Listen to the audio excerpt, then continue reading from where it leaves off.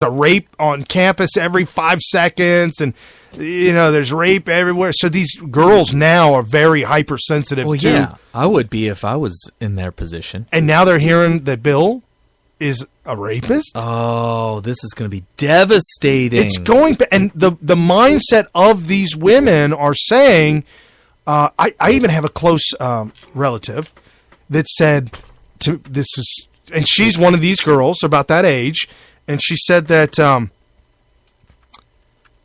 that if you look on the lists on the internet of pedophiles, you notice they have a lot of facial hair. All of them do, and it's a key. I've heard of the pedo stash. It's a key thing to hide your looks. There's all psychology behind it. There's a lot of psychology behind the whole pedophile, and Bill Clinton is a classic pedophile. And while we're talking about pedophiles, we're also talking on SmithRadio.com. You're listening to Brian Smith and Carrie Smith every Sunday night, 5 p.m. to 8 p.m. Eastern. If you want to be a part of the show, call 513-888-1538. Follow us on Facebook.com/Smith Radio, on Twitter @Smith Radio, SMYTH. And we are just letting loose on the fact that is Hillary Clinton's husband is a sex offender, and there have been stories that he's been taken to the island of pedophilia. Yeah, the with the kiddies. Yeah, and the young, like almost not quite preteen, but like 13, 14-year-old stewardesses on the plane ride over to this molestation island or something. For the rich and famous. But really all the money that she's getting all this money from big Wall Street, everything that she rails against, saying that, look, he's getting it from big corporations. No, she's the one that's getting all this money from big corporations, foreign countries, foreign governments. All this is flowing into her. They're absolutely 100% corrupt. It's just unbelievable. What kind of day and age do we live in to where she is running for president? I don't get this. Not only that, but she can't even beat this socialist Sanders. I know that you and I have talked about this and lamented the notion that maybe he would be the nominee. If Sanders is up against Trump, communism versus capitalism, who wins? Oh, it seems so obvious. Well, to you and I. Right, but the problem is I have the unique perspective of having been a victim of the propaganda and then having learned about the pitfalls of communism and the benefits of capitalism, and having the eureka moment and the big light bulb moment, and then all of a sudden you're like, and then the rage you feel when you find out you've been lied to all these years. Did you hear that caller that called in on Rush's show? Oh, my. Probably, but remind me. He went on for a couple of minutes and Rush let him go. And he's like, man, I've been lied to all my life. You don't know how it feels. And Rush said, oh, no. I know how you feel. Well, Rush doesn't know from personal experience, but he's heard enough of the stories from other people. Because Rush is one of those rare people who actually was conservative his whole life. His dad was very conservative. His dad would read something on the 4th of July every year. I believe it might be the whole entire Declaration of Independence. It's possible. On the 4th, I think his dad would read the Declaration of Independence every 4th of July. Wow. So he grew up conservative. He grew up being taught conservative values, to love America and all that stuff. But Rush is unique that he grew up that way, but he still somehow understands liberalism like no other conservative that I know. I understand it because I was a total bleeding heart liberal, because I was a victim of the propaganda. I bought into it hook, line, and sinker. And so it wasn't until a lot of wisdom, a lot of education, a lot of just learning the right from the wrong to where I came to the conclusion that, wow, conservatism is the right way. Right. But I can always remember what I felt like, what my what the intellectual arguments were for liberalism when I was a liberal. And I know why liberals say what they say in their arguments. I know what they're thinking. I know why they think they're right. Right. And of course, because I was there and because of where I am now, I like to pride myself on being able to explain to them where they're wrong. So that's my whole thing. Yeah, Rush Limbaugh's father used to read Thomas Jefferson's speech or article called "Our Lives, Our Fortunes, Our Sacred Honor," and it's just a really inspiring, emotional speech that talks about, it's all about Americanism. It's all about, and you're gonna keep hearing this nationalism, this nationalist thing. And yes, the German dictator Hitler prided himself on nationalism only because nationalism is a very solid way to unite a country. Nationalism isn't automatically bad. No. And that's what I'm just trying to say.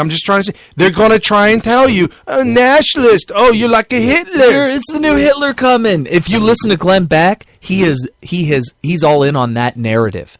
I wasn't even going to talk about that knucklehead, but this week he had some Goomba on his show, and he's a fictional writer, and the two of them entertained the notion, the hypothetical idea that a patriot would take out Donald Trump if he's president. Oh, the guy that he was interviewing was hinting at that.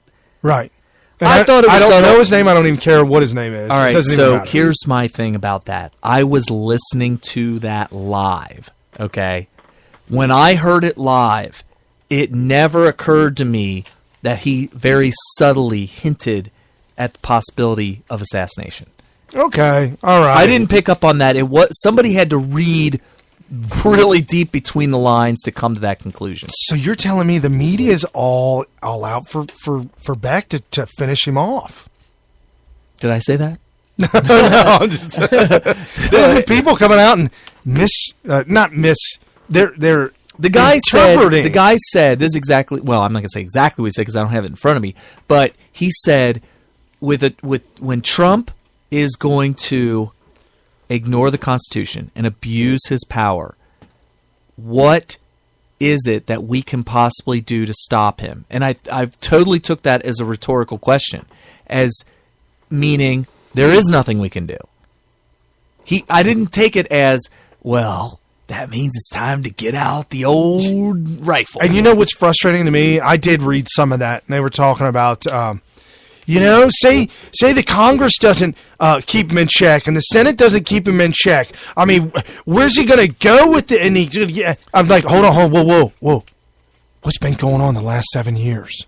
Right, and that's the thing. We all have said, even never Trump people are saying, oh, don't worry, all this apathy that you've seen from Congress is going to go away really quick once Obama's gone, because they're just afraid of being called racist because he's black. Right. Well, but with Trump there, they're not going to have any fear whatsoever of being called a racist. I never thought about the opposition to anything they don't want him to do is going to be very strong. I think that Trump is going to overcome that. Number one, he's very popular. Dude, he's the Teflon Don. He is the new Teflon Don. He's very popular, and so there's going to be a lot of pressure on Congress to let good ideas go through. Right. If Trump can go in front of the public and say, this is my idea, and it's common sense, it's simple, and it's brilliant, and Congress is over here stopping this, the public is going to start blowing their phones up and saying, hey, you better go along with Don, and then it's gonna be fine. But they are going to resist first. It's not going to be like what you saw against Obama, because Obama is black and they're scared of black people, not because of being scared of black people. They're scared of the public calling them a racist for going against a black man. I just had a memory flashback, which is Jesse the Brain Ventura. When Jesse Ventura won in Minnesota as the governor, he was not a good governor. He's a good person, but he wasn't a good governor in the sense that he got anything done. And the reason for that is that he's an outsider. He's an outsider, and it's not part of the Democrat establishment or the GOP establishment, and both of them got together, GOP and DNC got together and said, we're going to show the people of Minnesota how they royally screwed up by electing an independent. And neither of the Democrats nor the Republicans would work with Ventura. And so nothing got done. I hate to believe that if Trump is president, and don't think it's not too far-fetched, that the Republicans and Democrats will try and show the American people how y'all screwed up by electing this guy. And here's why. We're going to make it look like he's dirty.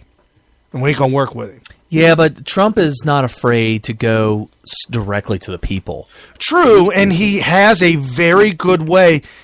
My wife is just recently getting into politics, and I remember when you first get into politics and you see a politician speaking, and it goes more than 30 seconds, you glaze over. I have to fight it too sometimes. You got to fight the glaze. Trump has a way of just saying it. Well, he periodically throws out language that will keep you from going into a glaze. Is that what it is? Well, yeah, it's kind of like the Emerald. You remember Emerald? Oh, yeah. He's the cook. Yeah. He said that while he was doing his shows, you know what made him famous, right? Pow! Bam! Bam! He said pow. Wow. That was bam! Awesome. Bam! He would scream bam! And they said, where did you get that? That's made you famous. He said, well, I was doing these cooking shows, and I'd look, out through the spotlights. It's kind of hard to see because you're getting blinded by the spotlights. And I saw a producer falling asleep. Oh, no! And so he just blurted out, and you put a little bit of pepper on there, and bam! Really loud, and it would wake up the producer.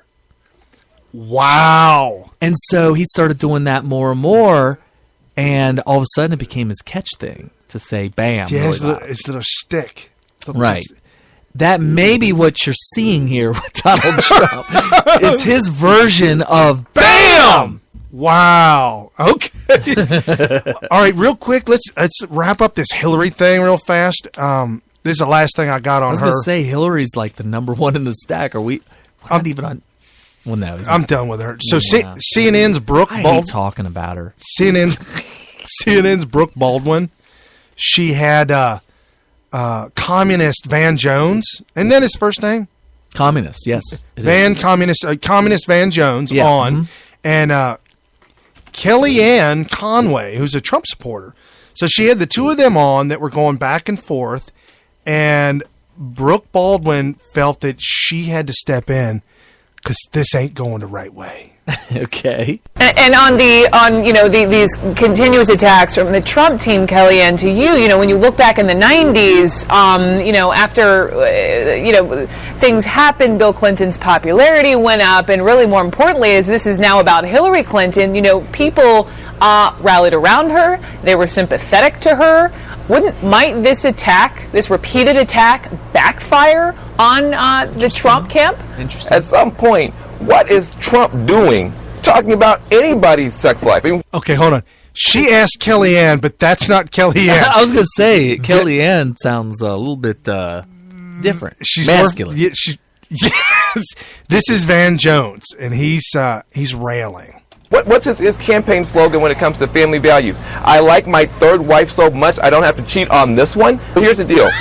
You have a situation where you have a candidate in Donald Trump who wants to bring up other people's sex lives as if he is some kind of a saint. This guy's not a saint. The reality is a lot of people are already frustrated and angry about him trying to make hay about someone else. You know how hard it is to stay married? And yet they're tied in the polls.